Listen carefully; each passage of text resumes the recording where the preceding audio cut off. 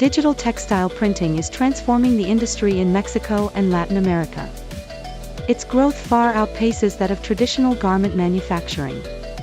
In 2024, the regional market surpassed $500 million and is projected to exceed $900 million by 2030, representing an annual growth rate of nearly 11%. Mexico leads this evolution, with a market valued at $150 million that could double by 2033. More than 19,000 textile companies and 300,000 jobs are driving this transformation. What's fueling it? The rise of personalized apparel, fast fashion, on-demand production and printing, and more sustainable processes. Brazil sustains a market worth $100 million, while Colombia, Argentina, and Peru are gaining momentum through sublimation and direct-to-garment technologies in workshops and textile factories. Is your company ready to compete in this new digital era?